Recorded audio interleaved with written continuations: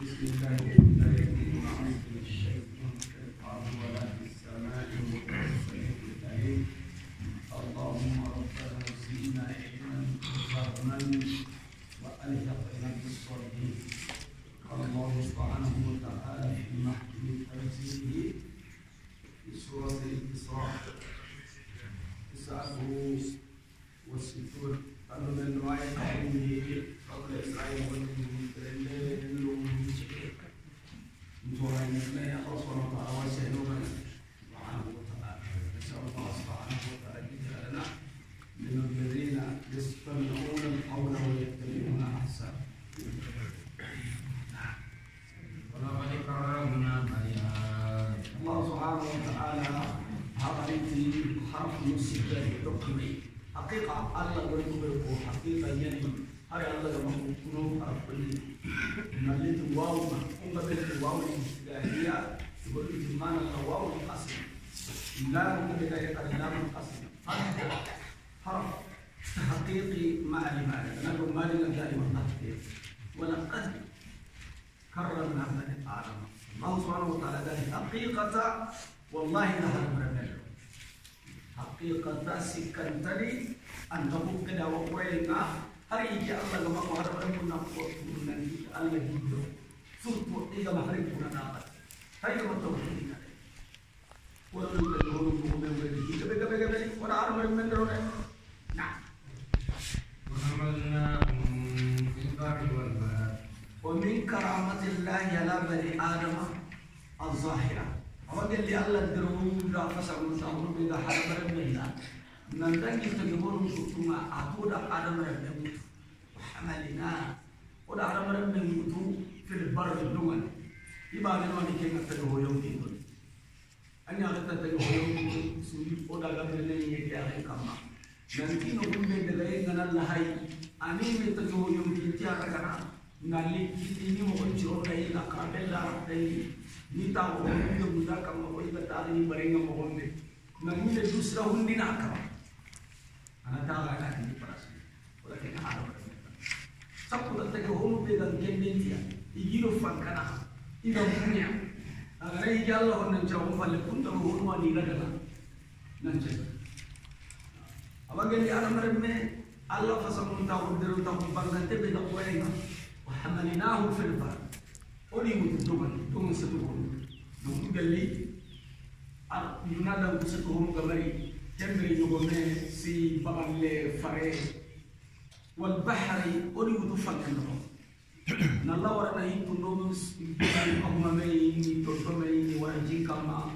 جلفان يلو يعمل يقولي هذا كتفكر أنا ومتريني كيسوني الله ولا فريق ده الله درون كهودا فصلنا تاو نعيل لي متوكل مغبان جين كما كيلو بينو قدمونو جمالو نها نا دوما كيلو قداي wala iga mu daga le kume loriti kunna mfungu tai ni foto ta inga ba tonga ina kunya kan injingi ina na tejin kama idi yokundi bagasi bora tin arab arab mbani odo kustonga na nyella wo tinji karawa ada karamatun az-zahiratun min karamati llahi ala al-insan na wa rajamnahum الله سبحانه وتعالى يلتني ولا هذا ما يقول أن النفوس النمانة من الطيبات الله ما هو من ذكر هذا مرة دائرة هو من ذكر وحرم عليهم الخبائث الهو الخبيث هو من ينتجني أم ينتجني أنا ركني جلفا وعلم المحا كانوا علماء المبتدئ أبغى القاعدة تريدنا هو كان يفهم ينتج هو كان هو يقول كل خبير حرام كل خبيث حرام لأن الله حرم الخبائث أحل لكم الطيبات الله كده هو ده وانا من مدافعين ايش كم مخينا أي من يقول ده هو أدافع السنة ده أدافع فمخين تو بيقى يبكي كم غنيري أغنى تيمون كذي فتنة تقول ترى بيارون يكون يجا ميسوسا لأنه إنه هذا بكام منيلو دريبي sigando molonga bakka khare do nyana be ho akku nyanga fo siran mutu gije do korbe be ga bakkai hakuna fo sen sen ma anjura sen no anya champo sen sen ho kaga bakka ina sedi ka kunga tamunga tagi honu tar no yi hon kata asi Allah rahmat ro da na fasa mun tawon na liga fi gabe kanda hadi suni makhlo odi rizqa Allah subhanahu wa ta'ala di warasaqna ora armar me ke rizqa bosilu bana bosene bana ya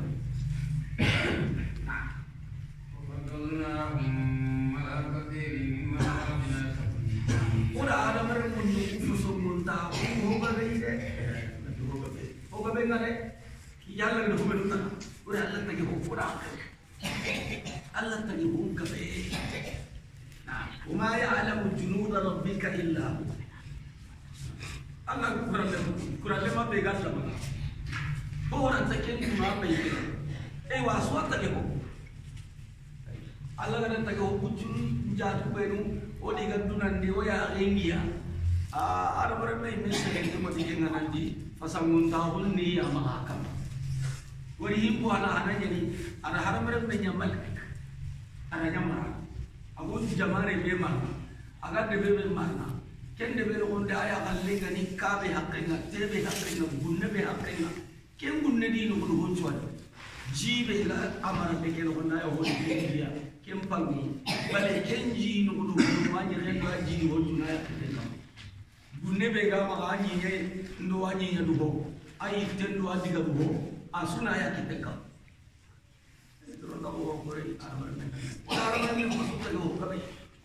فضلناهم على كثير التي أحب قبل التي تقولون كنت من وغلي تقع أنا أقول إن تهار مرة من ما حسنون تاغاس في أموما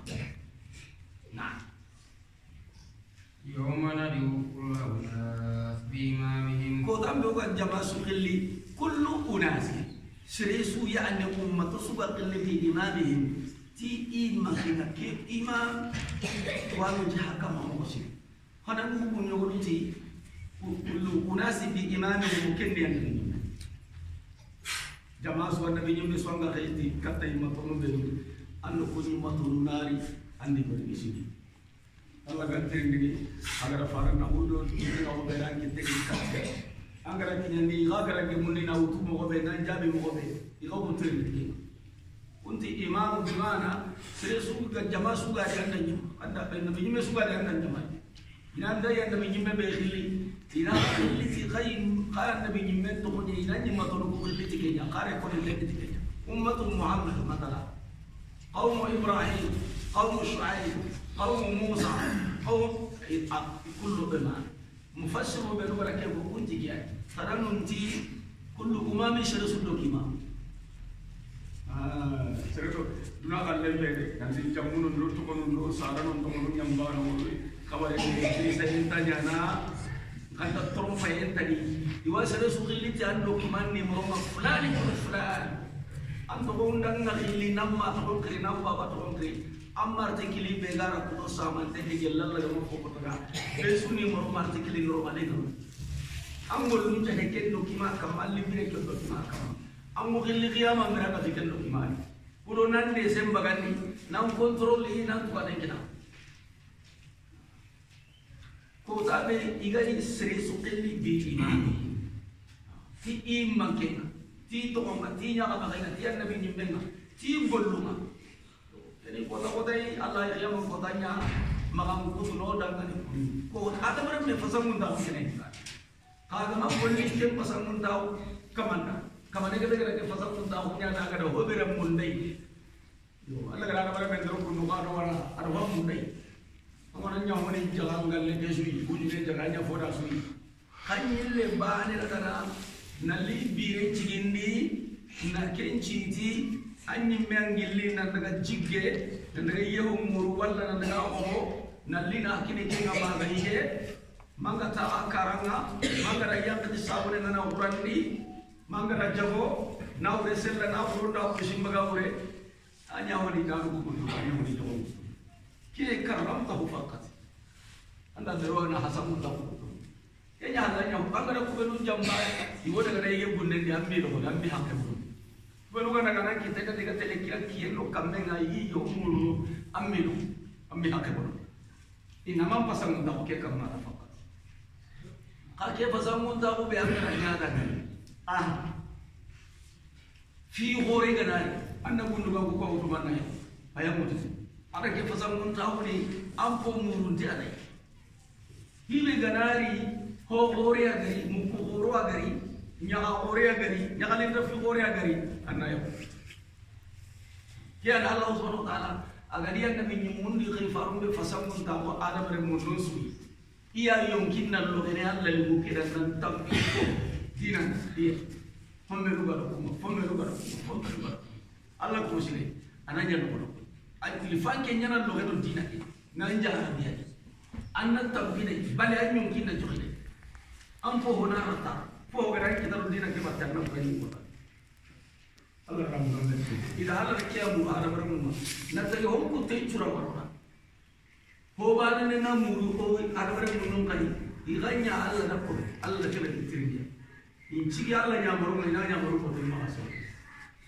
Allah subhanahu wa ta'ala ko tanya lini immatosu jamasu sirebana nesu igal qilliti anga tuini tikebe في يوم القيامة أمام الله سبحانه فمن أوتي كتابه بيمينه أما جمر لكن كتابه يعني كتاب يعني ولكنت آية كن يجا كما أنت نسرة كتابين كنا يجيب كذا تاكي تيجي كيف القيامة كيلو كيلو كنيا إذا بتاعونه إذا نانتي تيجي بمن لو بمن بتاعونه كيفيا بتاعونه كم فينيا tapi aku tu cuma nyimpi ada orang yang buat ada kena di muka begal lian. Kau begal kau warna deh, jadi warna luar deh. Kau begal lagi kau warna noge, jadi warna noge. Kau begal kau kalle kau kini itu ahal leh. Awak dah kena kira kata apa? Kau sel usme Muhammad bin Shalih Al-Utsaimin rahimahullah. Ati kumelu buat kita mungkin kaya pada kita kini ati kita tenga. Ado kamanenga di kubelu kallenga kinne di halle bangenga ata suni mane ke iwa kinna ita no genga me ate lawdu di halle no gemma gani lo halle ate law kay dum ko no gadunga kinne ati tawunga no ge halle dum ko no iwa kinni ti akiti no me kiti no ko daga mo do halle ko ta kamanenga ko kanu dinai agama kan ko nanti ke ko na wari ni de awakille kamari nah فمن أوتي كتابه بيمينه فأولئك يقرؤون كتابهم ولا يظلمون فتيلا. Ati sere menu batamu kinati kiti teuma. Kamanu I batamu karanga. Inya halito. Isawonto. Begini ha umur kau kitabnya. Ayo bawanya kali ini. Oh kitabnya kena rata ini. Asawonte. Awal cinta mukute. Apa deh bagu baru nafas kagani. Akisi, ya Rabbi Allah lagu berdoa. Awak tak ni serona. Ha yani khudu. Ha qra'u kitabiya. Inni zanantu anni mulaqini hisabiya. Ke nyike. Breke kama. Ke kota kanne. Ke kota mun khairi mun dinge. Abone nga kita lu hibe. Allah ka tollatiya. Kono du ko benya. Na nyike nya. Awak jaman ini kati serumah, hadin do kimal laga kanara. Kaman ente fahuwa fi ishat radiya, fi jannatin aliyah, qutufuha daniya.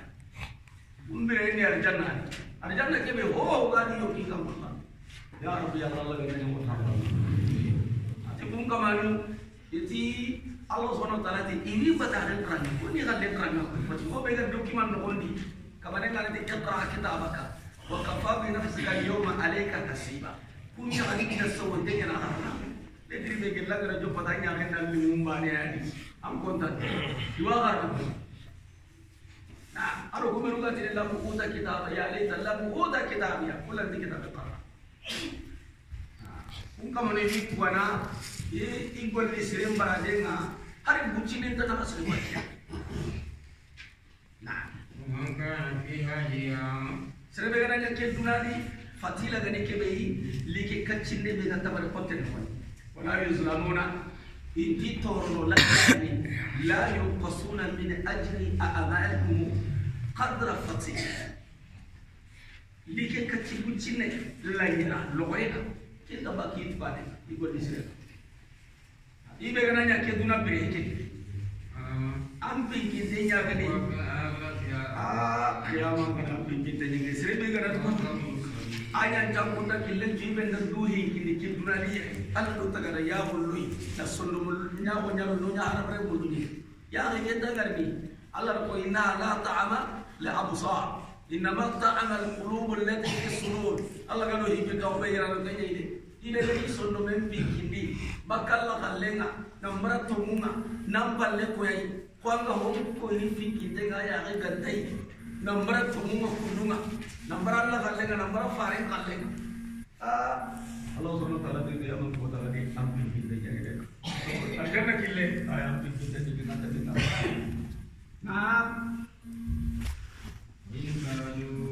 lakinna kan yawma Allah subhanahu wa ta'ala itu fonne ya inan jaran baka homo ga ke bahari kan bajar kudu anna gare akatta nan kutikka taftariya kudu anna kutundi alayya iki Allah kama ghayrahu qur'ana talaka kairi mana sire suga di anna du krosi kare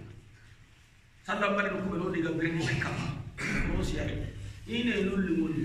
karangana Allah kutana bi anda ga berni kama akara jariyo abura ngai karanga wanga karna afri karna wanga karna hadis karna wanga karna tuana ke karangana ke karangana Allah kutana karangana ni tuana Allah mandu krosi kunga bani wajara Allah ko haram de ke bi akega kama aga dengan diri nanti hogon tai anga madu krosi ya nan jom dengan anak-anak angkana sejarah kita ibu kita nama ni zoron anak garan dan seda ulu kinanga anak daga misalillah puntung kinanga nasir khoro titil khoro gumu bega nyara mamma Allah ko musyu ya nani ni punggol lu kama musyu punggol lu kafir ngol ande punya misal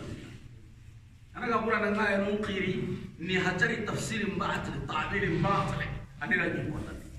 ini kita dilihat nabi ya boy Bari alaihi salatu wassalam Allah subhanahu wa ta'ala ya Rasulullah Inyan jara bini honne ko inkai intinto honne inam pitina nangiri ndu qur'ana kam mawri gadini gelli fare nyaga na kundan to annabi nyimme annabi Allah Musa asro ngara garani ada kemo ko anya fangem bo kada ngani gumanya sama kaina akiti ya gara baganda qur'ana kulwa annabi Allah Salih asro ngati garante nyani aran nyogo menya bagandi gidim be na adirante itu ko kunyo kange ni annabi nyimme gelli annabi nyimme garan hoyo nangani ko yo nangani Bukan makan cabatin dia nabi. Musuhnya jarang ini deh. Kuli sering tak dapat di kuli. Anya kita kuli kerana kita mau dapat di kafirnya ni. Tidak dapat. Agar kerana di mana dia. Tidak kita kemakan di mana anai belum. Anai yang makan. Anak apa ya? Musuh kuhurinya itu kan. Di kafirnya ini. Anak ini bulan hari banyak kau Israel. Ini jakam bagani inalla ya mo be ndalla gallo gara ka ko ndambe be gallo na furi agama alla gallo imme anto purtuti ko kinna na be meti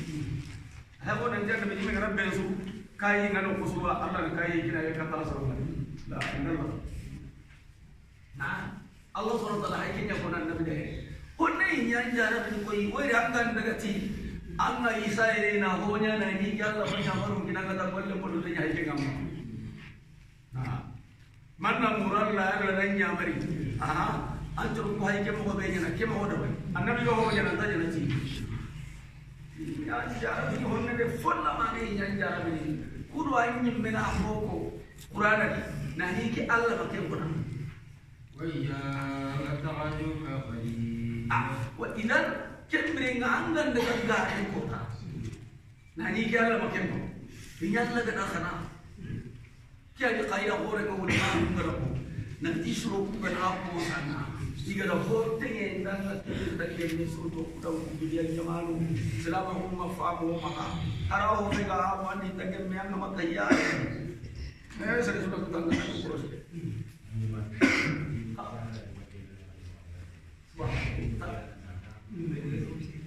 Nah, ayam bapa kasih sama punya dunia. Hai, woi, kagak nama kita. Anak kita wah, kinati angka, jadi dalam kapal kita. Oh, mana ini dawa. anti kenni manya yaw o ga bali ki bari ki ga to ga ma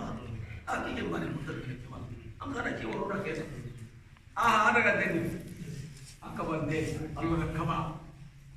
ini ga an hidu tammi wara ka ba to ngani ga tugi ini wara ke da wari ni bani bucinne ke be ga to onore aga ga be ye iya na wara iya ba wara kin na ma ko ne to ka ma Allah ga di ahramun de na ahramun de to ka ma manganga andi be ga parta de ke ka ma parta ha digana daga ne go se da uti Allah da sura mo nya yang kan ke iga pondon nabiya alaihi salatu wassalam ida position pa untuk kata solo soldam be jina da bari kudi ki ku yoro ba ga to ma na orang lew ke mani ga ni ke no kala to mun ko ku mai lew ya rabbi Allah ganga ko ya ga ah ko no ke odan ni de video be ko kuma onan dunia ni warak hillan kapun kilum mo kuma aslam ko ke hillan kapun qoro odan be kafiri kilu ho be ga nyana kafirina na nyam masal na pas ay ga na ho go bera nganga dunia kinga ta idan la takhuka khalil bodi be ga mullahi ko garan kunan ni amu nyari bodi nagi modi nga limman ciwi nangki tambar bui nangki ila dam cara bakku itan ade bakku ina hare ngarana itan jigen cara bakku isengi de suru i hondo khawundi kullu da baru nah nanjaki ko nanya tu fuana ko konten ko anga ka da ko sangkundo menjan ngara tuane menjan bidia ku ngara serebe sukandi tuaru di daya ga dole siyam mula rakia yan itu ngalo soro sana anu ngido ko la mane filu kuri ta yega ga khana wa idan anga daga gare shi tiki Allah bo na tike ba ke ba ne kara wada bari on to ku mo kunju Allah ya barama kun karanga ya se ha di tuana angan duge kenyo ubane kan ni pasigi kunga tan to surtu al hudan no nasara i kunya mulana de fa kitan pasga hai ho kamma di watu tomunya ni pere kagana duge gara bane de watu no kanya nabi ni me angana kenya wanya na kana yan cikiti ila andi ni filu tunya wala ko koroside silamin nanya angi mo misi dubodi anga Quran anga hadis Quran dingumu mana dia ni baru tambah anu wani ke kasefnya bitere mani kan tengok Quran apa subhanallah ko sere bu muammi sere karanya lagi kam afatu minuna bi ba'd kitab wa takfuruna bi ba'd dah anga dunge honni nei bana to kani ya keswa saya yang ada di Mekah. Orang higi ke contoh pandangan ini. Ahai kita sekarang mau berbeda anda. Jadi nanti kami kem kolam.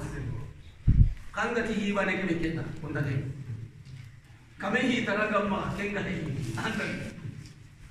Saya pun mulai dan nanti buat. Lain mulan nanti tuhan ini. Tungguane begamma la ilaha illallah kem. Kami hi tanah gamma anda lobon. Urang me anna ki ibade ke makka awa jamana ke tauhidi to mun anda so den nanti sunnan madu ke sunnan ni ke sunnan madu ke ni bidianya Allah ka buku ke ni iwanya na basa qoro kumendo kuna qoro kumenga fo gungo le subari nanya anya ni tuan anya ni sere anya ni dunda kana na kara yang to kanyi bayi Allah punya berenan nabi sering makan gare orang daga soro abadan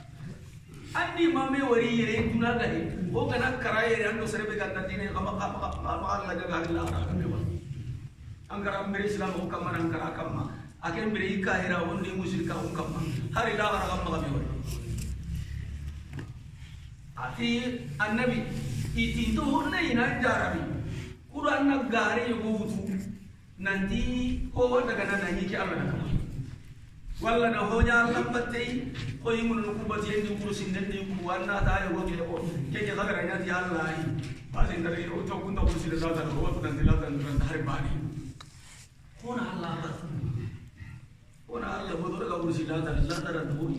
Di mesok tengah kena. Igana pura yang kini. Ona kusana kalau pagani. Oh honda kui, har bane tak kui. Beti Allah. Fuana ke mega ke kona ada Allah ni ba. Annabi nyimme ni ba. Fare ni ba ke ngati honda. Allah hiram honda di nam ti kabat o fare ka di kabanda. Allah ko ka di kabat. Fuana garantin na segi nanti. Ti ho hotia. Angkana dengan okey ba. Allah Subhanahu wa taala bani nyimme nomor yang tahu Nabi yo. O to Nabi nanjan Nabi taraga dia. Nabi tagare sallallahu Nabi matunu Quran ka to pokitu ni maduna kan adi indiri aku kharage ay matunu ga kamma indahu bera gai Allah ketika na bera Nabi nyimme ngambar ila ngambar ile ketika Nabi nyimme ngambar ko ila ngambar ancur no mo ndam be suka tegan na yang ka Quran ga mo nyini ilo mo tegan Nabi akan na sara ta kali Allah dan Nabi nyimme ka ba ma ko kam Froko mo suka tegan na anyi be ko yang ka Quran dia anda kan le bare kamu kau belajar ni. Kalau ada dunia kan lagi, orang nak kena ini kita terlalukan tidak.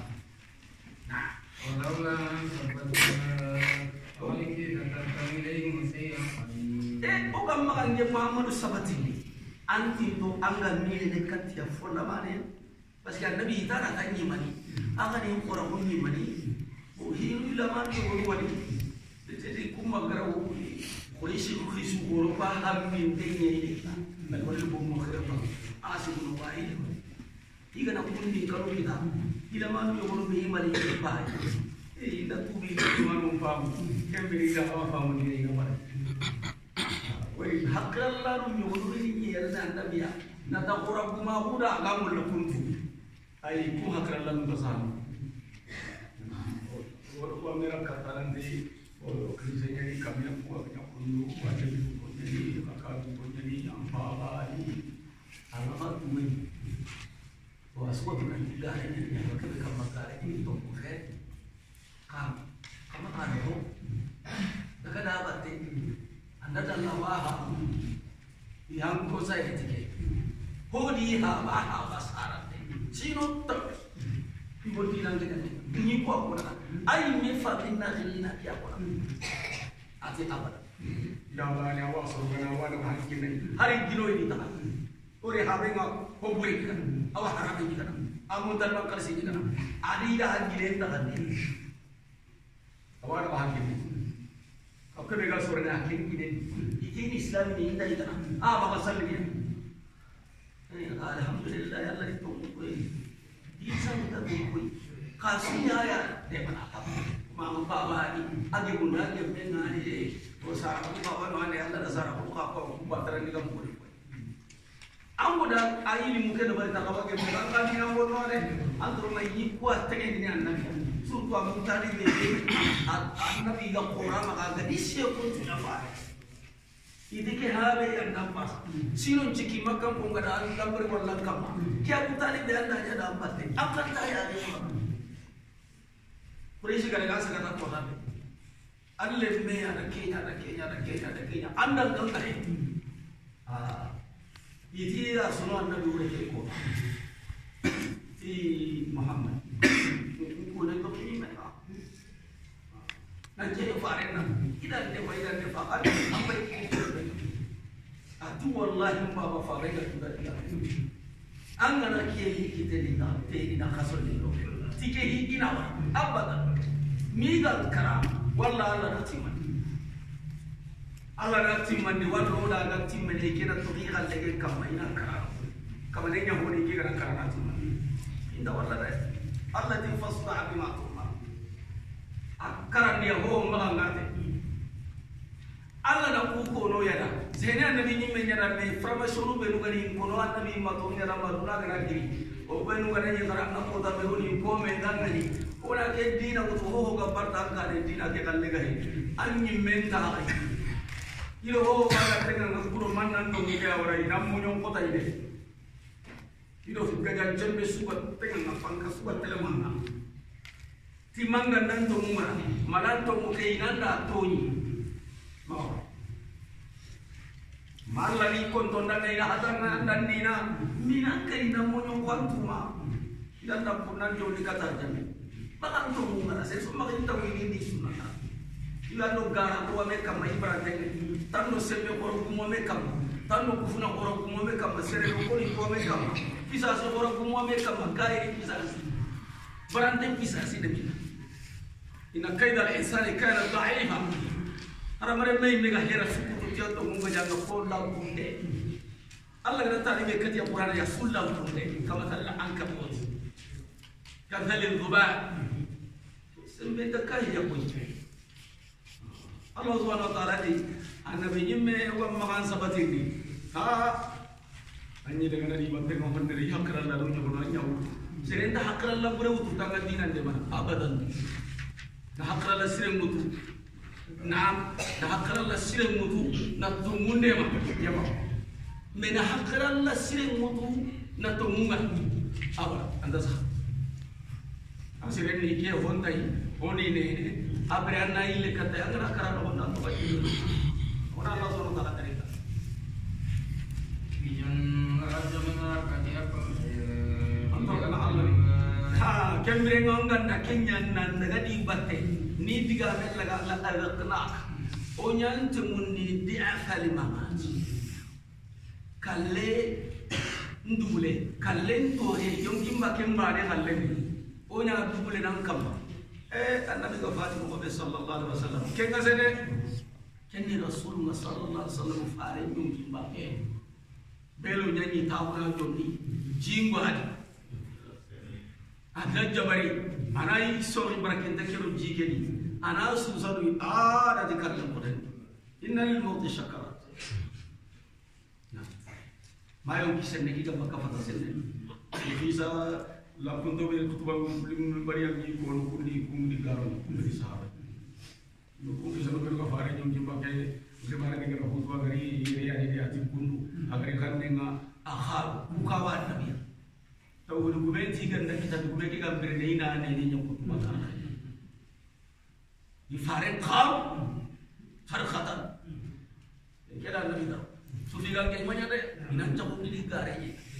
Ai sabe fare ngaji sepena ayo ki ga baga magara di go beru daga mi ba di se di pan kue dari antro ngalo so ke ba ne don kimba kimmo se tori me adi fare anga di hakra la bulla andi ga ne go se nagara pucine sabati Quran ne kita manga da tomu pucine wara ko di tenta gemia Quran ni ga gem don kimba ken to ren duble ni warna kam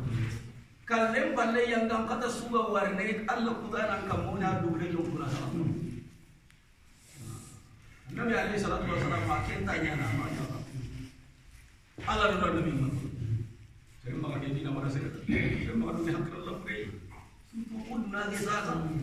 Nene tunu garan tunu digalle jitu pray pun pun atmosfer pun hulmenu Islam oke kita bukan Islam. Nah ya wada kana baganda bangin jinai ina sabun ina hadis ina sabun ina hajjare ya mana Allah orang kan dina tamu nah orang mungkin mana mun ka kengananya angkar hak mo onna bono ya itali gara musyrikun be sabun musyrikun killuna karangano karam mo onu tari maminu kuranan tuanu gusale di kasuri ga hijini diga dina ke karam mo wonni khidi sabun ni kahira onna korte di sabun Ini semua ni setan kita bina kontia. Fayong kimbakin na nila gasto. Allah na yung kimbakin yang ng katan dubli na wali kap. So kung kumpay karam kumpay, ani ka manu karam kumpay. Allah lang yung tagi. Iran ne ti hontay. Atang karam mo yung kimbakin dubli na orang kam. Nawara kalle na potay. Nah. Mala tajid laka alaina nasira Saganta demanda na kita na anda okam sumala tajid saganta la kitene anda kitene la kanke anda diga alaina okam nasira demanda Allah Allah ko na de anda anda ngamba mo tunai Allah anda kana kinanga ada nu be kinanga tunai ri ga ko ande hari ke ba de ko na kare kisi na gelang kenna yang kanda bumbu gelinan da punta hukinan gelinan da punta puranga igaran konversi di hilu be aro ambil dia punten no ni kalem mi lagar ni problem be gara kita bahon tak kan do boron dal laga imam di panca umam sike anjar umam sike jam no boron dal kita logoy boron dal kita angkal kate ka katan ne mana namu Allah surtu kaleng ngana ra ira on tu tadi na Allah inna Allah la yumli lil zalimin hatta idza akhadahu lam yuflit kamanel laga ndeng na kinyanga ho ran ta kan awati annabi angana to muke wara surum kapalle mahunda talli maga borbe ina bucine gara bucine kina nganna dumai nanta namma kapek to mu bucine ina bara ina nanta kana ke jambane to roda daka anna dumai ambiri nabo angkara be na tri tijangam kada ibo aga kallano ka kallen dahi kallen palle onar laga ne mo pure de mandana sudah ولا تجد لك علينا نصيرا نعم ضعف الحياة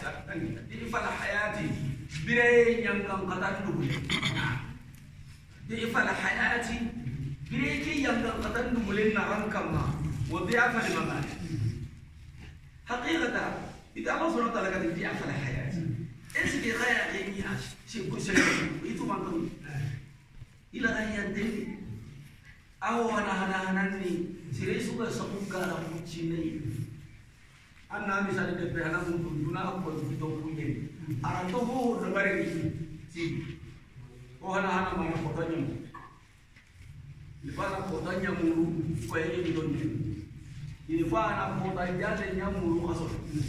kasio kuni me hadi kasio kam kaso ni orang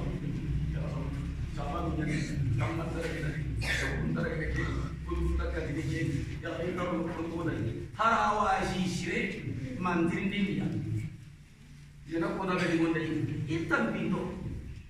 tidak tahu punya ikan untuknya apa ika tapi yang foto itu jika ho kita ira taduna hana tadi awak kilene nandaga tampille wujine njage ko bo wari ga dille ki koy ma ta ko di mari na ko tan ngeri tirina il faut na jaga ko lew ala tele kam daga tele anya ka be wujina wa ta hara ga delle ken da mo nyu ba ga singa ko be ko haro ya adu ya kai ga ga tilo ba bi kamang ba bi anga ko na wa ya kai ta demenda yang kata ko aho kita tanah hancur terlepungi amra taringan kumi setan agar sakit lokuri ida anna serenya malagana bro orang de pas de tunam pi ya Allah ki harai min kare tahadu ko be ga itu bunga ta kamarenti ngara kebe ko qur'an inna lahum ma'ishatan dak amri ki adubule hey annan tam kita kai bagi kai mun tabadi andi sumbara tunan tambi ndi anti moili na rambo salle na mozu Nabi saya Allah Taala subhanahu wa taala saya nabi dunia alaihi salatu wassalam nan tamma akhir Allah honne annabi yang nyimile de katya o gamma kan sabatin de yang nyi ga munyo gurakan angan da kenya yang gam kata nyi dubule nan da ambiran ta honni ani dubule nan da ankara bire ani dubule nan da kallem padan di'afal hayati wa di'afal mamati bire to ranyi dubule nan ken kamana nan isu kallen nyongkin bakian toranya dubule nang kamana ndangi kallana tukutte yang gang kata bego kallen palle aji tahille nang ken kamana kodo soro nah mala tajiduna ka'alaina nasira sage de mandana ta kitana nang kama inka du la yastaghfiruna min al-ardi tinto honne annabi igan girindini bakkanyi nyema yukhrijuka kaminha kudai nambagan tane hone kendri ganda kenda bare imani mucunam palle ganda mucunam are boy wari ide shi de gara menyi batu bureke be daran nani wa garan tan ko be be gaji hera burin tuka tele be arawu ko no gari ona khata kyara ga jabati ma dinam khata i ganda khata agara bu maka geta dagene sokon jatu ni noni rage ni to ni imani mucunam palle Allah subhanahu wa ta'ala wannan shirahu ahram ke gano ama Allah meki de di nota halaki di bubu abu yo haba Kenya tiya imbe ko mo be Allah da baraka nani ikunga hammi ti amma gande mo kebe ona qata ona rogo na sito na itu ona nyakun iganda Kenya da baraka anke mbogu makka dita kento buncinya na kemu kemu di dalana mo be gani na Kenya la gamin dunani koy mado sama to be lugo halaki ludu faya ga bagi de bendi buncune mo be gani mun kita alaihi salatu wassalam manna yam mumkin lenne Kenya ogodo hombe no xey ankane men rusuna ke lo kay faro ho boda xey iki alla la da ki lenne Kenya aga dari katti soro ko iki le hanan de mani igara toro sunan namunya innaka la minal mursalin para saman rumunya itoya wudu ini forma ini yang kata ini kaja kira nabi nyumunya ulukai aga ho gadi ya kalle kata bakka walli gara tora kay jangai ahal juga ya gadi kembe akin ngana bi amana ke tsari wala anta jidu li sunnatina tahwi am anda kita de ki Allah killenda tahwila yillandi nani nanti agina na kunwa ganne asasa ke kellen ta ke ni fare pakate ni sabu pakate ni ke ngasa ogudi na jamo annabi ni lagare jana galla gati da qur'ana lagare ni da be tabai lu akebe garan ta killan to sanje dina kebe gadi wonta kapai fondo bakai jendi daru soro nyu pura wajana kuma pura wajana fare mi sabu ngaba patar bantu mani Allah subhanahu wa ta'ala ti jika Allah kana hobe nya ikille ngani kebe ila ada ngani kebe sanje manta ko musire isre suballa kallen kam Allah ko musire anan anga tore iwan chitine de kenda kesini chitine ide ro kunta tora kiya nanti ha de kedo golare ti al mami ti al mami ngamai ti ko ta ke haigas katwa na chiti na golla kenyime na ko chiti katwa hay ko bonde na ko kenna ke ko de ila ko mi kala ko ila ila na ni munci ili katu ila na ni mun kuzi Allah ti ke Allah sunan ni ke medina ke anga haya gamma oh garan kita dai wasbir wa ma sabruka illa billah Allah ida dai hatta idha stay asar rusul maharu haqatimu ilo srebenu ga dai batenga minji kengo kotine nanti matoro kunta to ngondi nan jigidon kuti bakka Allah ne mandi imatu srebenu ga to ngondi di batte na ni meta jigiran srebenu ga di batte mapunga jigidon kun nanti mata nasrullah ala inna nasrallahi qarib Allah la ranniya akille na hayo na daga dina mudan tuma alu kai be gara disku ko Allah na halakan ga kembe de karama na bankan karama na kiti kamma ai iwan chiti iwan lolo kasona Ibrahim Khalilur Rahman akisi na tongi na raga na chiti na imbengi de tsaka kisa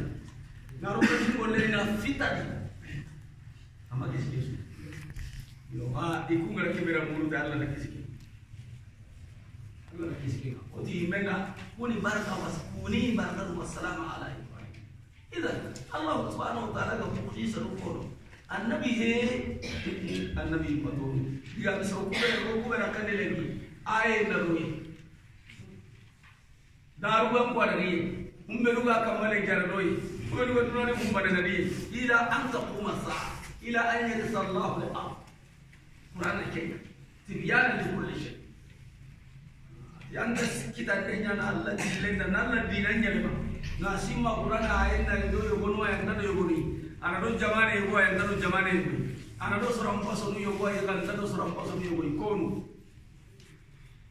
nabi jimme ke be ga ila kafatul khalq ila nasi kafatan na أقم الصلاة لدلوك الشمس إلى غسق الليل كما نلي بتي أقم الصلاة صلي تجيني لدلوك الشمس كيين ينطلقنا إلى غسق الليل كتا ورم بتي صلي هاتم صلي لغاسر انشان كنا كي صلي تجيني أقم الصلاة الله بتقرأ صلوا هذا صلي تجيني أقيموا الصلاة وآتوا الزكاة أنا ريتني أمرني أغنى ما أمكتم دنيا ناني أنا تقول نقول صلي تجيني anda kubar wasalle jigindi ni jugo kenyana hagana inyamari yikini kala salle jigi kasalli hede kasigiti salle kasigiti salle ni hakatini kasigiti salle ga inyam woni kayfiya annabi yimme yanti sallu kama ra'aytumuni usalli ngoro salle nyam woni kana salle yakun Allah to challe ko kasalli nyam Allah ba ko anu mana ta ngel sunni angel na walla walla salli Allah ko Qur'an ala salli asalli lagi ko jara ko Allah ya ta bari wa huwa al-mufassir li kitabillahi wa ayatihi wa awamirihi wa nawahihi Allah ni ya nyam kandi annabi nda golli mo be aha tare bayte tare tare kada hajay mo ya ko ke ko ko no ya kam kan be Allah subhanahu wa ta'ala di sallen jigindi kiyen nyon to den na to kiyen ngana bu na ngana wara ko ko bita salle hakatu no be alo fajilin kurai anna fajilin kurai ngari ke ngani sada buli kenya hosele ndenya ila anna uronno kiyen mala ke ro shede falla jallu ngari ko din bai ijalla gadire ila wasaq al-layl lana wasaq kenni urum biten ko sawati kenni kurai halle ken wani uron nusus hada adunya namu kiyen ko salle hana laga sara huturo sawo kesu no nyiro ya ko kawana ko nan jira ko dale agal ligi alla do sabu halle no ngiri nan gonja e jogo do har ko mo non ndiye sere salle hakati dal dum de salle hakati dal dum non to ase kada ya ille ko kare fajiri ke ngo yita so ni ko nyimmeti sele ngo se tati ni haju no ko haju ko men ton la ra haju kabi duna haju kabi na to fajiri ngai ni khasede odo kaga tine kana ka mo chiro ni keta oncho farlan tan ngar gi so hanya Quran fajiri sala ko yi ko mara kero be no wi o hay fajiri jalli wala na tumbe no parni kira ro yi fajiri pakati mo nyani do ni sire be kada salli ya be kama salli ya patini pare na kwadi sangane sallallahu alaihi wasallam la asra afara kira asra bi salli ko mara kero ko no wi kira ro yi jalli fajiri ke wal وفر العصر جل هذا الله أكبر إيسان دي لغا يوم بقى يقول استنوني أودي أغارين الفجر أودي يسلمنا آتيناهم وهم يصلون وتركناهم وهم يصلون أغارين يودي الفجر يسلم إذا بسعى لي يوم بقى يا غدا يودو تقول العصر يسلم إيسان دي بقى لغا يجي استلسين دو بران تانيا iran nyi hobe ina kay zalimi ko no bari kila fajiri ke iran nyi kan kana manga khire de ba hakati kadan ya masa asra ke idan to am bolle nyi de dan to ajro bisi nyi de dikum pakandere ni de ka na kena sa ko biru asra ki de pura to bolle ke ni ade pura to ko tere nyi de pura to ko mi ni de ke ni ade pura to ko je ni ade pura to ko pai ni ade na kena sa na ko igam gilik dere ni sogonu igaran to ko bai lo ke aram pili da wala ko ga be no gari ga ranyi ho lo ke asa Allahu akbar Allah subhanahu wa ta'ala ti kada sallu cigindi na wutu kiye go bo odo wurum bi tem goro no nan sabati sabo jalle wurum bi de ga ta dumbe ga ko ke kanani sabo jalle tollan farla jallu ngar jalla akado fajr wadi fajr ke quraye kana mashhuda wurum mala ke ro kiye mala ke ro swase ومن الليل فتهجد به نافلة لك الله سبحانه وتعالى جواب قال لي ورن نوم نكيتا أنن دون خطوة التهجد كن ورن نافلة كن جيدا دنيا أن أنا النبي كما واجب جيد أنا أقول كما سنة مستحبة وما وجب قول الله إلى أن الله سوى هل لو تصورون كسلي نتغور السادة مبينين كنا كنتها أنا نقول لهذا التنين واجب يا رجال وحقا لتنامك أنت تصفى من نجي نجاوي إذا نجي نجاوي أنت تجي قرني أنت مراجع جانا أنت كني تينا مسألة مكتوبة ترى فيرو أنت مريض سوق مني إذا نسأل إذا كرهالي angin nai lere bani fajrin kanasi ho berdinya de Allah subhanahu wa ta'ala ti kaime ganan katidu no koton hanta ko hakati ke anna fonne farta nakina fajri nyinge kan ho arba ron no won ho farta annabi kama wajibi annabi ko annabi Allah Daud akbarini alaihi salatu wassalam Daud kebe Allah gana khibari ko Quran ni ko sir zali ay sembe no fakana di Allah matena ati aya sallimu gonna fasus sirri sallimu aya sumu gonna fasus sirri sumu kana yanamu nisfa al-layl wa yaqumu thuluthahu wa yanamu thuluthahu wa yaqumu thuluthahu atakan di kana awajina kan kana non ta ne kana timeno be ana kiri ada urun ta sikanya nahi sundu sumpa to fajrin nama matala ana sawa qadin do fajrin nama laga leer tum yani dale awa leer nu sikidan den hur anda kiri ada leer nu ni nahi dere bana ay to fajrin nama na sawa na klik ana lagi semua na umane annabi ta maka ko sikadinga hadisnya وكان لا يفر إذا لاقى قد اللغي سألين كاهر من أنتظر إذن الله سبحانه وتعالى أسميته أفن كألم إني ألم كتبت القرآن كيسو كما الله جرب القرآن بريتا هو نقول جميعكم حديث النبي كنت كمسيركم أقول como si reta jarabi kenda kendu na huwa kapagi bakata na kunja na kuwa Allah kamana ndi wa mundu sabaru na hota la kahandara dan dan kiman na bani como bure nanya ngakata tayya godo jana wa yang ngakata kenya na katini wa hal nujazi illa kahri jambana ro ko kina tu barenya kamu beri tu bare tu kina ibu ndo au ibu ndo basla yang pernah kene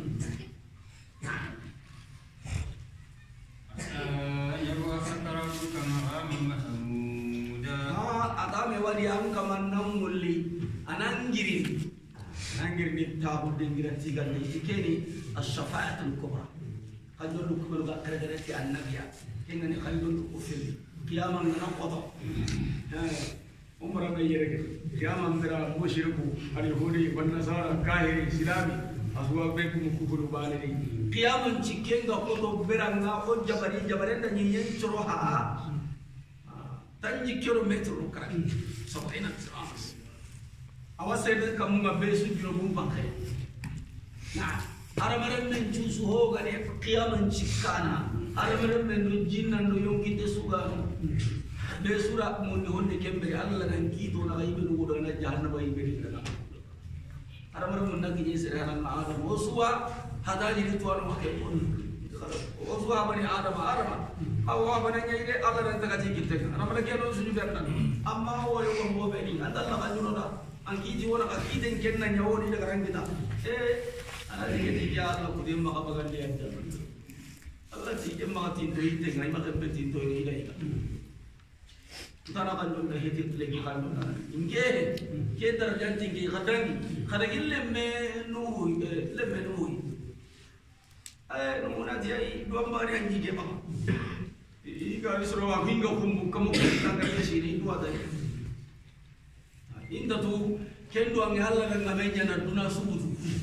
hari ko musilun to kan inda tu mahoy na kanyi kadaga Allah kanang Ibrahim Ibrahim na dia kira karo sige ko barang karo ta kanyo lagi ay kadaga Musa Allah na kembe sa halem ma na bisa ko na di kira serengkan utalla ya papa ka kiamat juzu mangamata jadi le matau kira sere kari Bani Israel rekala akhir kalle na kari qata henta ma to man Allah la kwana ida iyamba hake su kamma kiti hore ngama danda ki le matau yang kala sere kara khatu mai sere kara iti jura sere kara hera na krita awa anta pata hoti kodula adi kira sere kare inari annabi Allah Isa anati suronni ke ingera kamane ini itu tuh kiko sapa sapa क्या रे वसात इवार ये कोई Nandi sama dojo ai sala dojo का तो ऐसा dojo जो Quran anta qulta linnas anya ndo ko sorunda ba sinan da mara ka kabane jalan kayan na daginya ko isuru kai karam ba ko es ganya nda ko ya kita sio ko isa kama yo ya tawbiha asra dari kata Nabi alaihi salatu wassalam aya pala siriki abane amma matto kilo annabi ya mamura jahannam de kalle kara sere sunyanta nabi kille gamanyi me amaro arjan nabi le Mugrisin killu do putari ilmu berin tari karula na kille seres ngari to kodo annabi ni mundo khayfaru chuwa ke jama'a karam modu ngaga ko maga ga ganne ne ga jama'a kille ko karam ti qiyamam ko de chukaral le monna ni batte hamara mani kilu chede ni annabi ni ma nabi allah ibrahim khalilur rahman ke ko dara tagad aruna nabi tata liwai nabi sallallahu alaihi wasallam akako asuni ke nabi darako jawda ko amona nuturi ni nan daga ko krisu do ko killi garanto to ko garab moti e igaral le manju kharle mon ko be hari be gara jiki ati hari be gi garal le mangu agen garal le mondo fare salo ni category ba kalo bani chere su bare igande kiriya chere su bare jikiriya kembere maga jikiriya maga igande kiriya saga ina ta kille gini to qiyamah kisi hari kedar da gini fare na jaga ina di fare ni fare nya ta Allah nda maga salli maga subhan subhanallah awa ke pota annabi ba sallallahu alaihi wasallam ke ganjonde itawa daga na nan daga su kamanen na ya muhammad batiya nyame giri itike giri la to konni maqam ay mero pata Allah watti gandu trindi ni akem kota niri ko na duna inda kuntunde di walla jakiri na tigati kum nati muhammad sallama badalak washfaitu shafa ganjonde amni ho ngori ngole gi ngonyana ango ho nyagara ni kinokina kena nabi bani ada sekarang tibi guna tapi ke bahagia mangkut angana angka kana turin nanto kida bande ya mona umai kota be bati orang nu batan nu juga melam kana jahannam nu bodi nah Allah subhanahu wa ta'ala tikamu rabbi ajbil muni ala sir ati nabi na urun nahilang gabodi Allah tahu kinne gabodi hari ki safaatul kubra Allah rupa nabi da ila junubu saman en kafari aljunubu be gari da ya suratul fatih no akhiya man ta ken qasu confirmante nyana me kesu kam am nan to birene ho ma Allah na jakko serenge nan la batu nan to birene ya ji ya isa kare samda Allah ra kesu yang kita ange binna sale kundu mane man da rumba yi mam karan karo gare ati afala akuna abdan shakura Allah ra kesu yang inda mahari honya ngara hibe dunya idi yang bahari ngamo hube dunya idi yang fan ezige kendo no wari taka nalla no wari nalla kufa na hila dikeki ka kesu kam ati annabi kudo akiyama kanjon di khore kenam confirmer to ka bare ma ana na hila kan ke halle ngiri nan na hila annabi mera ko alayhi salatu wassalam adi salle ngara khilin da na mo wona sera wona bara jemme Rinda nangana duda, ona dua yang ida kepalasi mahabat. Allahumma rabba hadhihi ad-da'wati at-tamma was-salati al-qa'imah. Ati Muhammadan al-wasilata wal-fadila. Ati Muhammadan al-wasilata wal-fadila wa ba'athu maqaman mahmudan alladhi ba'd. Nah, ati sire begaran dumeke kam. Qiyama igani palasi ke kita. Ikan jonde anani nganda. Halati lahu syafa'at. Arab dia jadi tu. Allah raja ni nina mudu mu'min muda. Aga nina mudu annabi matunda. Karena boleh jadi pada kita. Allah kata fahmin daya kasih aku. Nah, rabbi ajbil muni ala sir andro maratan nanti kaman nilondi ketumunde. wa ajbil mukhraja sir Aning bagandi ketumunde. Orang pabenti kini aku gunde hijrian maga bagu Makkah. Abu gunde Allah subhanahu wa ta'ala kada yaru belu yang kandai nanti kali manu belu tomai Allah nilon di lora sirenga annim bagandi kubra sirenga wa وهي لي من لدنك سلطانا نصير أنا نقول لهم دعني نعيران كنغلا نقول دليل يسلتين ده كنغر ديمان ده كنغندا أني مبغى مونشرون لمكة يا ماني الله ده هجران كلهم أني مبغى مونشرون لي نيلو مونشرون لي مدينة orang مبغى مكة مبغى لو مدينة تورا مبغى كده أنو ورا كله أنا كله بيوي أنا كانوا مبغى شيء أوغان رسال كني تورا كانوا كده مبغى لو مدينة أنو مبغى مونشرون لي أنو رو مونشرون لي نو yang karan شرون لي نو جات كيران شرون لي Anak dia mandi nyanyi nak kian dia mandi kan gila kengal lah bangai ni deh. Dia mandi bega gila ni memang bangai dia mandi jauh sih. Allah Subhanahu Taala di dia lah. Jika bau, jika mereka kirim kum mendi mau bega dia kisah nunggu gara-gara benda kapai. Gua kebesu kapai kian cuma. Beri gaya bang tu nunggu benda kono. Jika bau kirim kum mendi ada ni, jadi ni songkan apa ni? Sama miran ni di dalam mambar ada kue di tu. صحيح لا فرتاتي من يجيلين كمل لقي هربان يريا يجيلين كمل لقي نفاون داي لا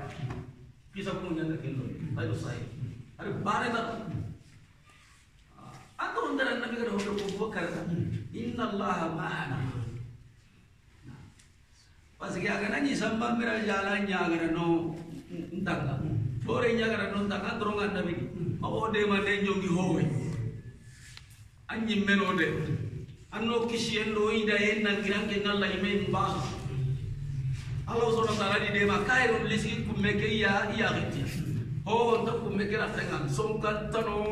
samba mirana tano puri tare ku nyaga de sai pero sai are bane ta kumeke ra tenga ite ta soket ta kare suri ke biar nabi no buat kari karani parta din darat lagi itu sudah kai sokken da bakka oh entar kiri guru kummenya ni darat kan kore kiri sigala dia apa laga ngene kira apa kari gadi ya rasulullah lau ta'ta ahadukum bani kan najibni ure hayo wallahi ati la haram najibni ure hayo inna allah ma dhannuka bi ithnaini allah thalithuhum ما دمنا في مئية الله لا يرون قدوا الله دومين دول أروى يعني جاهلي كده أبو لهب يقتل عند أيسي أبو بكر يا ترى النبي أما ما أنت تبتي أنا جاي بنا مو بارا من خدم مريت كوني قرآن هو قرآن خدم تونا وخلصين ada giring gullo nyawdul dan telo mari kaba brech mahamul le kina yin kollan kara bakari gara wari di ya rasulullah jadi dikata ya tawara orang ari bakar ro fare ka tawu ati bakar amme jadi kana men ganda nyere le ga jaga ku giring gullo nayi kollan nyakar sama mirara nyamba be no kay partat ku kisar ko to mai fare ka tawu na ya ganda nyere le ku giring gullo nayi kollan nyakar Tapi ini kalau tahu kona jaga nanti lah. Kita Allah Subhanahu Wa Taala, An-Nabi kabuku Makkah ada ganti, Allah nyaga. Allah mbogo mohon cironi, lo mohon cironi, ntangan ningkisi, tangan ni lo dia mandi bega kilan tinggal lagi bang.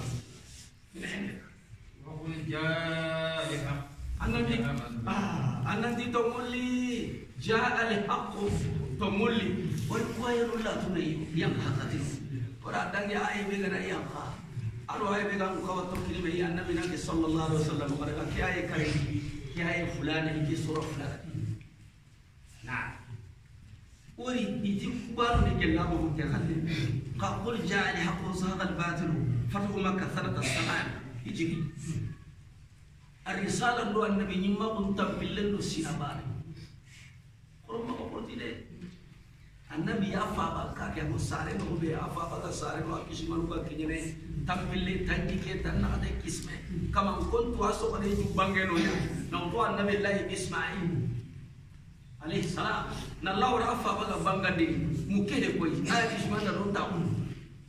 kalau ke diga megari tampilin itu sinabari ada diwa me ya Allah manu cakap kita kamu ciro tampilin si kamu mau kita Allah dah nyamar ambo kan dega Agar sampai kita tiba di umur orang lain memakai orang memakai pun dia pada Thailand. kita rakaye mujane ma Hudaybiyah sanata sadis la hikmanya asina sebundi sanata samani risala tambilan do sina bali ile Madinah sina se Allah subhanahu wa ta'ala makra kitengka munanu kuberu Allah horo kuberu ganyi magano de kosede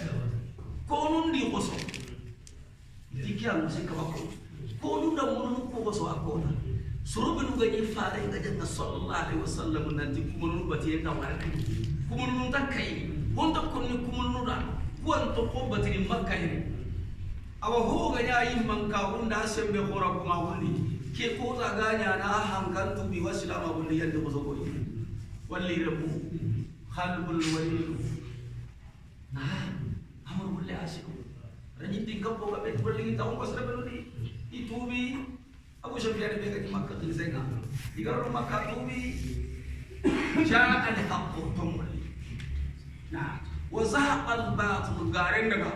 Sere suka di waktu nono nyinya ke akan kama. Debe di tanke nya holi kende be. Ka be di tanke nya diga ben nam mugini. Tanke nya ne kabla Kristian kara ke ko to kenga. Tanke nya ne misire ngale mami ya bidia be ya ka kaman tabakkarum.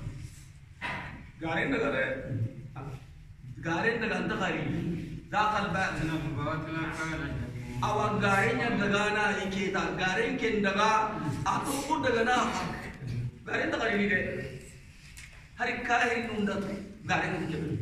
garen daga andari chine susino tammi chine swanga ama debe be islam kunu gazanu anna islam ko nyangi anga ama de bunu be roi misire tano intasalligi anna madrasa nundo misire ndo jumanu ni do matura gangri Allah binga manyiga kini kilometer njake sui andella nya dairi kunda utuna ngoto agara wire sine na ko be kamu karage sine na ko gare daga wanya me solo ma abbat ti gasen mohina anta toko solo be lugar ma diga ungi da kuma toko gare ke batullah e challe gare ke daga ja ali haqutum uzaqa al batil gare nganyi pala sigara ga sabati anta bakka saudi nya Faren batu halle sallallahu alaihi wasallam ko be gada gana makka mo mani mesire enti musyrika hunjil lerin ni ni mulo di konda haji mum ko Allah da sababu nya koy Muhammad ibn Abdul Wahhab kaya diga tan Sheikh al-Mujaddid akel li bir sanata 8 hijri kama segundi hijri kama segundi jambire kama kasron trompeti mania inta ila ta batam gire tambatini sire surat ta trom wana tikena في ترمبي وهاي كي ترمبي يعني خبر ما ولي خورو خبر سرسلو خورو خبر ini gua batalin mau bakar ini menawar masawli ini menawar nah Rasul ini kami pernah orang itu Muhammad bin Abdul Wahhab agar Makkah arud dawa ke honenga me jamre shay ibega darsum kinne haramun no di polo tua Makkah haramun no di kota serebe ga Quran akil bekinne ala Quran haramun ni dira ko nasin da bare ko sisi ke kunda gari aga tahu ati ya ka'bat Allah atahu nabi hara ko al Kaaba amal lagni ya ka'bat Allah Sayyid Islam adiro mo kon taigan qaba kunnuti bakallama darsum gadu mutai ewati iki ada iwa nundara Quran ki ara ida tanga ida tanga nenya hayi wanda na sura lemu ko Allah kan jora tui menganna ko rabb falyabud rabb hadha albayt kan jora suratu quraish ada nilai quraish ada sura ni mengagari ati falyabudu hadha albayt jabtila Ati sahabat, agak udah apa yang falyabudu hada albayt atila.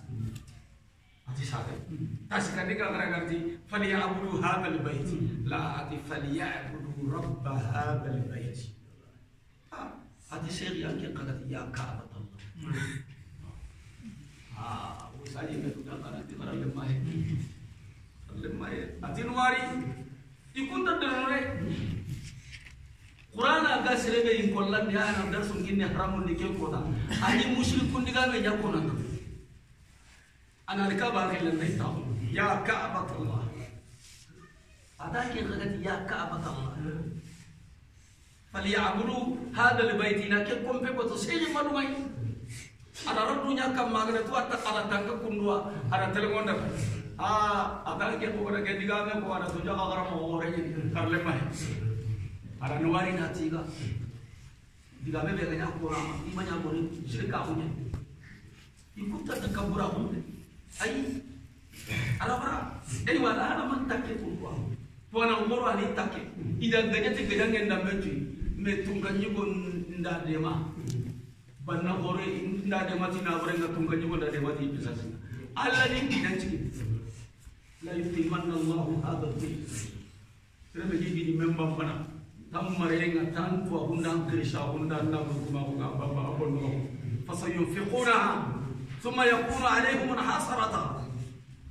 ande konchunya tangga ke dina bunundi amu ya mu awan sama dire yelam berata bunundi am karahane bataran cereng naraga alle budang kismaru naraga sire babu jale munda kismaru kati ol bulbul mo mogara tare munda kismaru karawu babu dale bere munda kismaru karawu makka sire qurub de kana sangal lillai ire mundi kismaru nyanda u Allah subhanahu wa ta'ala amandu ngel komeni itaram batte ayi كمان انت كبر نحن ننزل من القرآن ما هو الشفاء ورحمة للمؤمنين آية باين مونتالي بونغرا يني غالي المونتالي بكريني هو بيقولوا كيا يجي خوا غار وننزل بوايان خندين من القرآن جل القرآن ما هو الشفاء هو بيبني سهاري sahare jena bujar de ati lima onda fis ho be ga digim mundi sondome kakamane tado hinne ati mu'minin onda am mu'minin jarana awa hinne do ne makini mu'min na aw monda tunga gare su ko kiyai ati gabe gara ay do ko qur'an ane inna sunna min al-qur'an ma huwa shifaa lima fi sadri wa rahmatul lil mu'minin ikunga hasar ke ko be to muse na gari kan gari seperti ini di mana? Allah SWT di Quran ni jara dunia. Nah, agak wana menjara kaya, na bagus sondomen, na musyrik kaum bagan, na munafik kaum bagan, na tuambala kaum bagan, na jikubur kaum bagan, na Allah tuambala kaum bagan na batuambala, na sakinda kaum bagan na di mana? Nah, awah hati ni menjara makawate. waktu ke bayi negeri jangkiro, awak hati jangan pakai. Kati mau be syariah dan duit aja. Nah, kamu ni lesan si jaru naik, lili mu'minin. Ibu ngakin di kahir, ngakin di musyrik tu. Anda sahir ni, nasah ada jombang ngakin be, mana? Nasah yang jombang, anja lagi orang tadi bayi orang. Salah orang tadi orang gampang dia pandai. Azala kumen begian nabi jumel de bare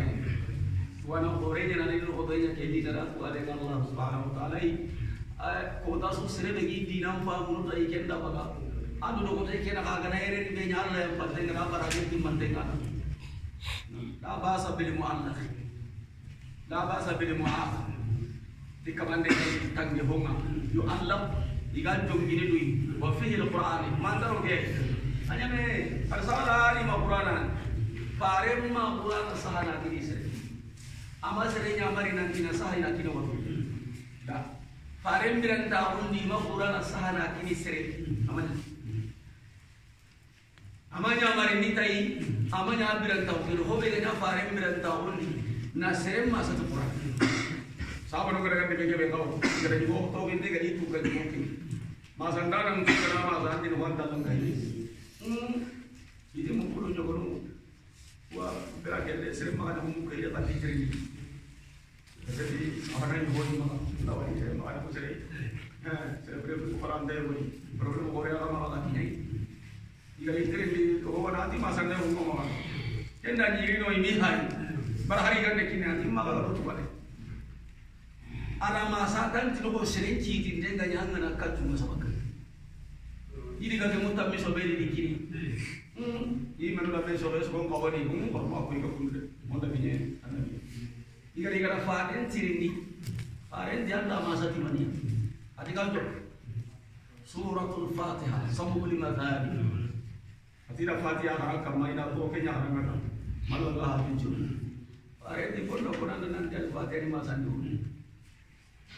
Wati kana takandi. Kahak kebega gino. Kana kajate. Kana ingke mesa kamu bayi kasar.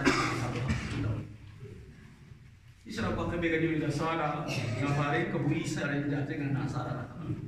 Iya. Nah, dalle mukiai nanti masande ti Quran. Gelli hota naganta kahini masande. Aganta jo pere tu bismillah. Awas akal diri saya. Apa dulu? Fatihah kena kari depan yang dulu. Tanya. Bisa kita apa ada seidah? Awas akal diri saya. Tamun Allah. Nara Fatihah. Ya beres. Tuku nu yo guna ngamar na kumul di ko. Lagi nya Fatihah na kemang kan. Oh apa? Kumpe. Idan ka nabi amas sahiri. Orang anda sahiri. Orang nanti kita mungkin dapat dikira kami asli kita asal. Kurang apa jalan? Nak arah serikam, asli ni. Hari sasa orang nak orang ni kebe suka kurang apa ini kerana ini. Iwa hoga bega ada ini macamnya kita jalan ni mau bega malah. Inanya orang kerana ini. Kamu tu kerana you orang ni kau tu kerana itu jadi mana? Depan nanti terega ini ya orang macam. Depan nanti cuma nyatu sih. Mana kan tak kau tak kerana ini jauh ngaruh banyak orang. Jauh mungan. Mohon tanda karo kebe ganta gemme bane ini kele siliki manto Allah kallen bane yo kananya me chahauna nasa agam makasa agam na awakelo ke shura awakelo ke kaba la kai dunia Allah ko dalle ta kuma de dalile su ta ko serena kari bakka kundi annam buyi sahabat ko hay igani khisan qarari kele gina film mbagandi i film kunya hari 50% bane nanya tumun angona tere islami nya garanga andi go baro kelen ki segi tuma masa ayo ni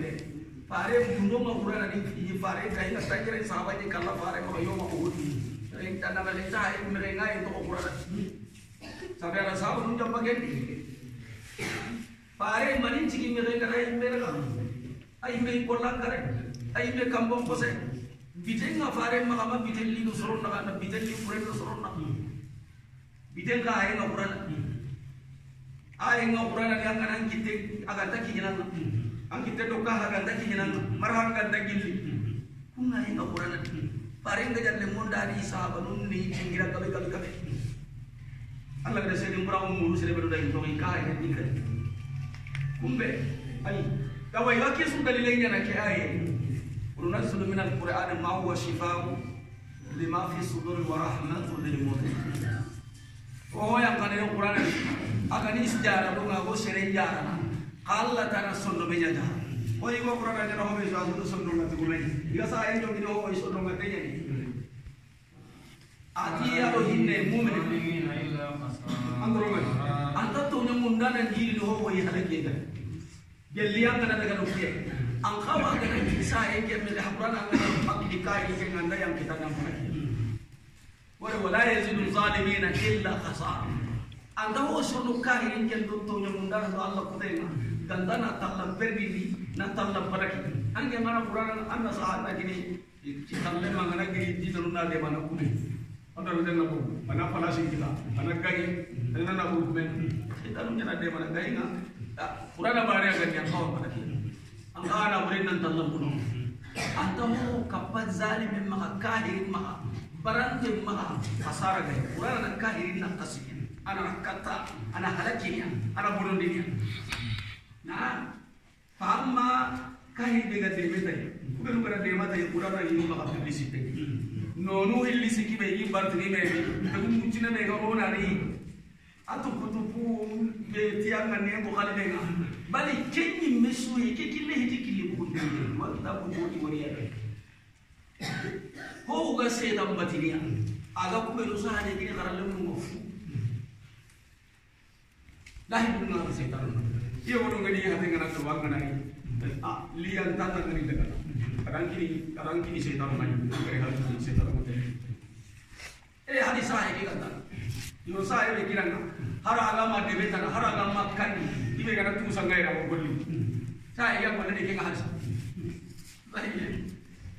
guru Allah kan ko fa ku he awai dari bore nya ni ke ai he ku ga hasar no be ta'wil bab na mo ku ga mo da ko ko ka mo da ro ada la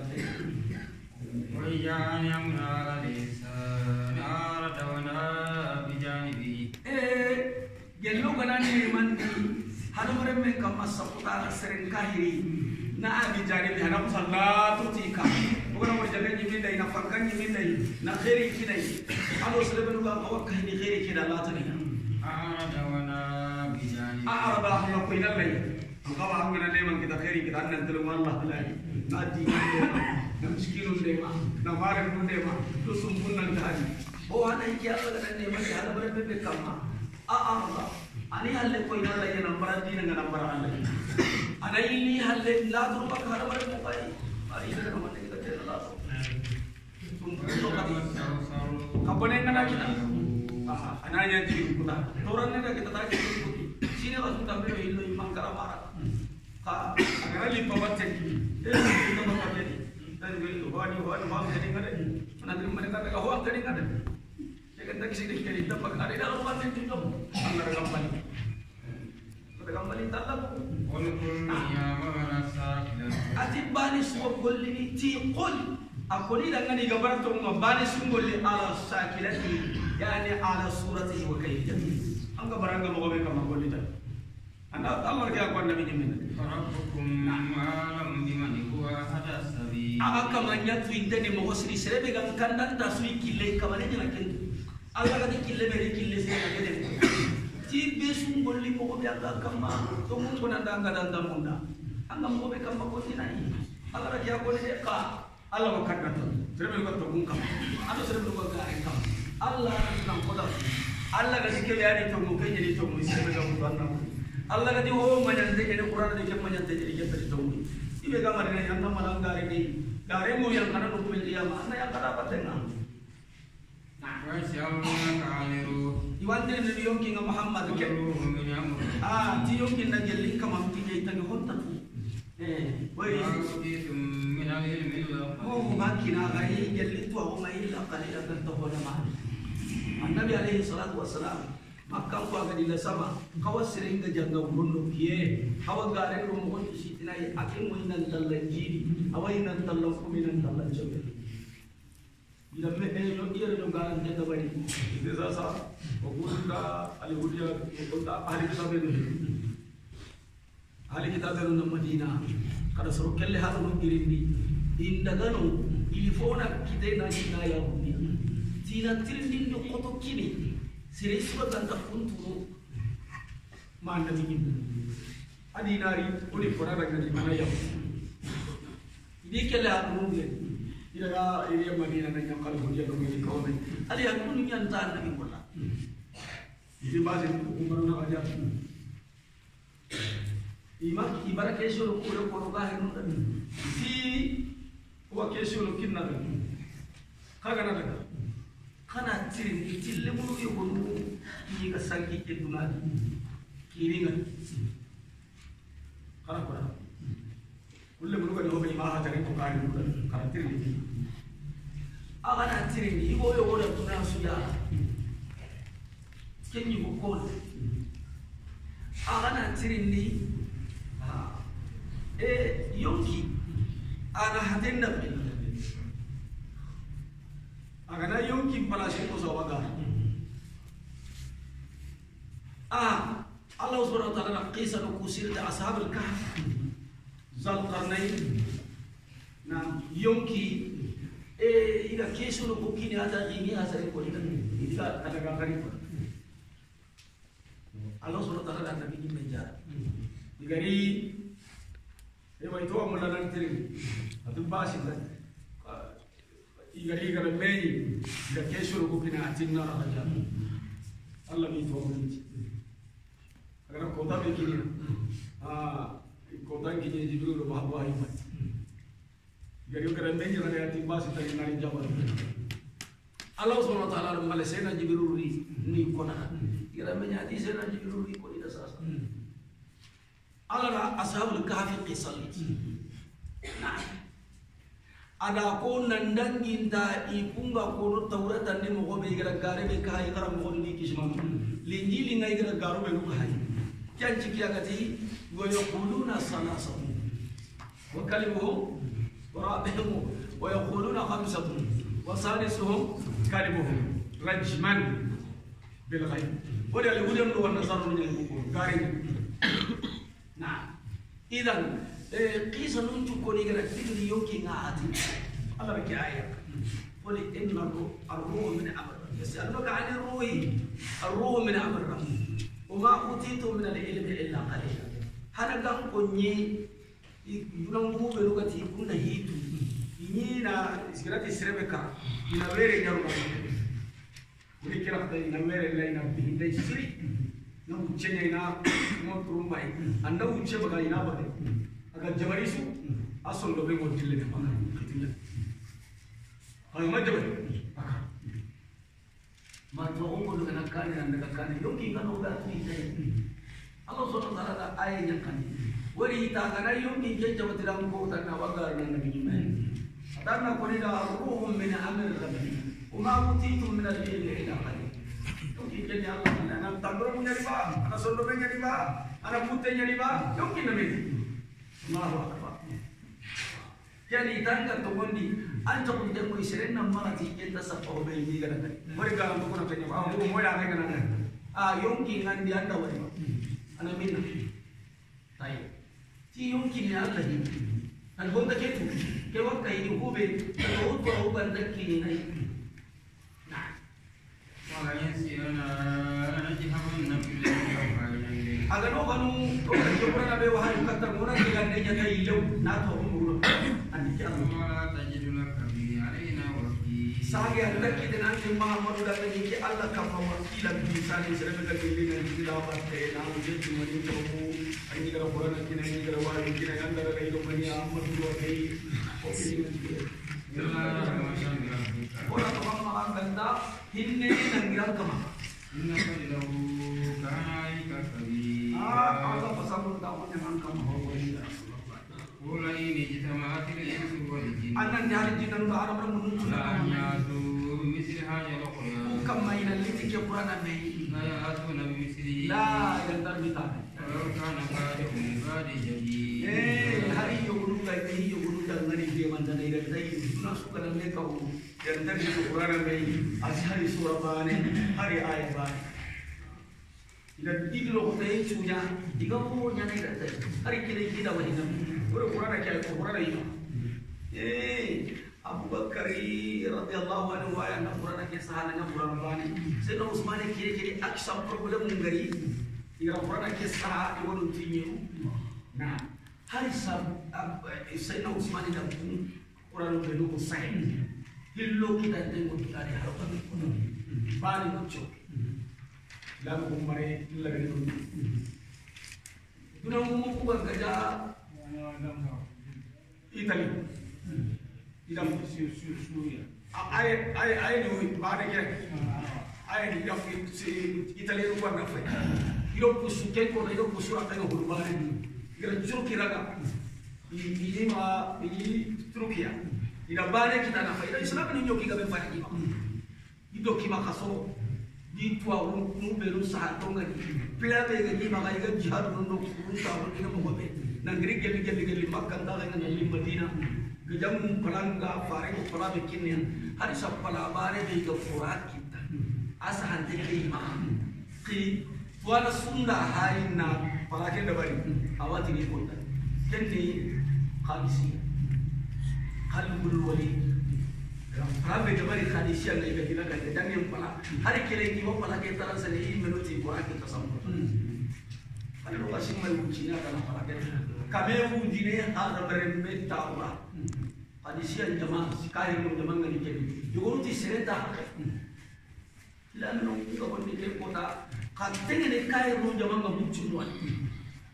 Khalid bin Walid Saifullah al-Maslul aku dah bilang itu pelan terasa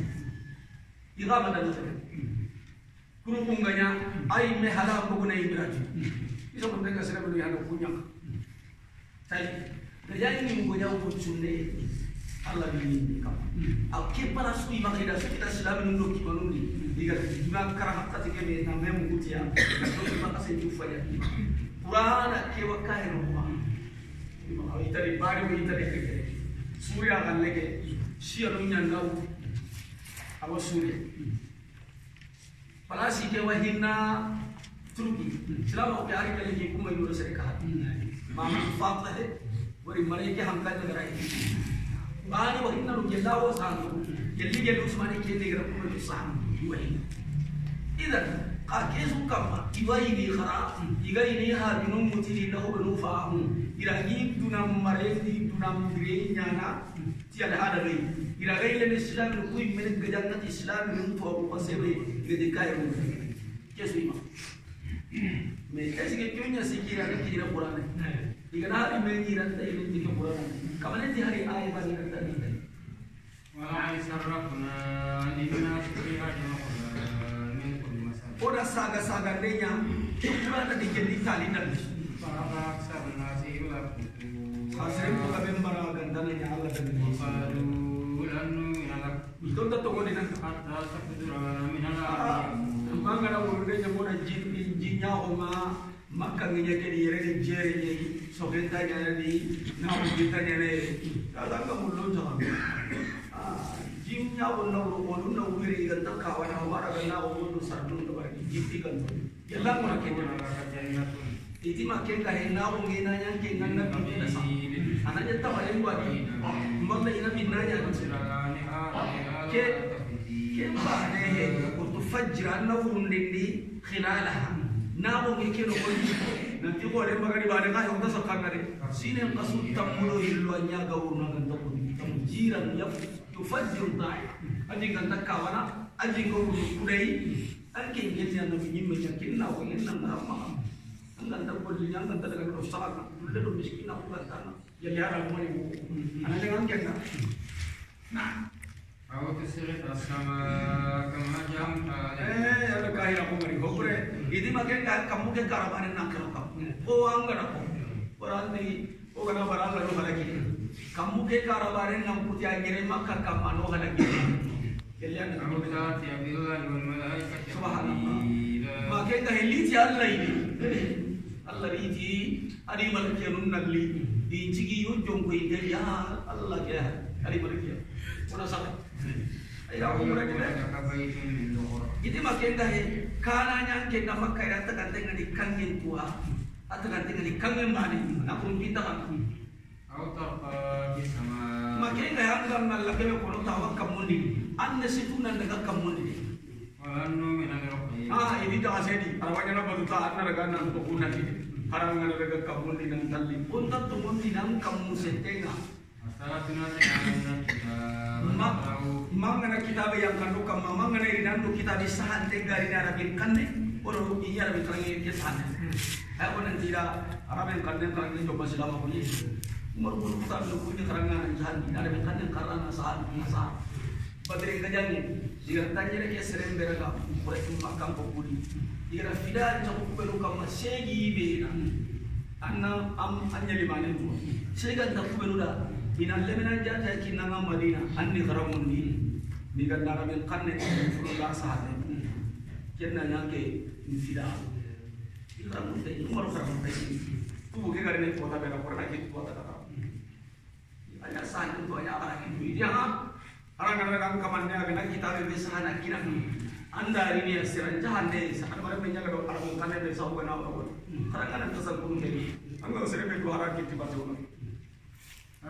lihat waktu nanti Allah sahaja mangga kita yang pandukam mengkoi merubahkan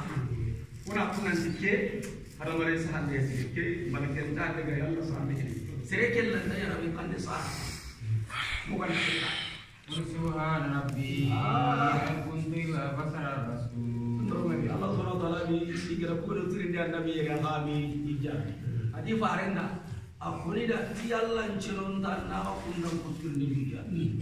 kullu ko antan Allah kana ti ingiri na kai kala na ho nya kundu kabane ni nya na bi so ko bare no ko me siki Allah di sana ho kala ho no ko kundu ani nya ye suka makana ni pa ti Allah chonun da ka kundang kutirni du jago ni nya makana subhanallah hal kuntu illa bashar ti ka punya ga ni kya nabi be siki ho ni nga kale na daga kai ada bare be kai fare Allah ga ni kai agar ho be ko ni nda tin Allah ki nya da ga inda ki to bara ya me ikira to ho bare ni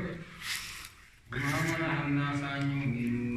hijab man huda humma surun ka bainan tungondi bila be kande ngri illa qalu wa sallallahu wasarahu ganta igati Allah na fatakan kenya kai hari ba yiti Allah ga kebe ko me fatakan ke la wala asuna bu isra ka kundu awari gele ko na te kundu na ko ga ko ka ye ile la ko ngi ngoro la wara ka me ina ko sa ila ko na ko muri na ko daga anjare ko na bila kena ko sa tinyam pa pada mane na ita lo awan ne kenya nda hana dangi te tunan ne utto ko be ina ko hara dangi te juya ho ho he mo me hada mane ala sere ba hada kan kenya walau kana bil ardi malaikatu yamusu ti malakia dunya ganyi brene munye ke di hotene ni ma ka fundo ko ga mo ke ya ganyi ni qur'an nazzalna alaihim minas samai malaka rasula gai mo ni malakia pare yang ka di ka te on har mare pare khayya lagi ni boy kamu Allah har mare me kai nyamar ko na sere na digre na ati nyamar ko na wala mare ke so kan asu ke ji inda diri lati ma ga qala sena jibru ka para na ko kinan dia unna kinan di mal ka pata ila de ka para sikatena malakia dunya kan nyi nyendi ona malakia pare wala ka ki on har mare pare wala ka to jinam pare wala ka am punya har mare mudu nah ona har mare pare wala ka pare walikafa billahi shahidan baini wa bainakum tawase seda dai awase Allah seda dai kira kana ya tawase seda dai ne gelan ka tuanga to mun kamar Allah nan ce da kai nah innahu kana bi ibadihi khabiran basira Allah subhanahu wa ta'ala ya inga dai ti ko mun amai te ka ko mun man yahdillah sere Allah ga kana ya rabbi Allah ga lo kana Allah ga sere kana kenya ni kana dai sere na to Allah ga nyang kana man yidil sere Allah ga sakit lan tajid lahum awliya min dunihi anda bisa lo kita nak buka manusia Allah yang kita saya sakit ay yawmal qiyamati ala wujuhihim umyan oh ini kau nama qiyamah kau tanya wa nahsyuhum yawmal hashr kau tahu kita harus subameni iga bibia kau kamanan tere Yesu ini kita ani mumuto ani lumuto turun tahu muku ya kau tinggi doni lapun dalam doni ma hum jahannam kunda orang di jahannam kullama qabat Besu jahannam agak dalam paku mangana no idinahum sayyid wala musibah lagi ni kumia ina jahannam ini kita ذلك جزاؤهم Jadi apa itu ada? بأنهم كفروا بآياتنا Jadi sebab ni wahai kaya aku tiga Allah bilang kanda cuy. وقالوا وإياكم إجاما Ini ورفا wahai orang nak kara, orang yang khotu, ini nda cia tu haton tu jimun juga. Khotu kui menuka aso nak mati, berfar. Nanti yang ini ikan tek. إنا لمبعوثون خلقا جديدا Ini wahai orang yang boleh orang yang nak kaya orang macam ni. Anda kenapa mesti?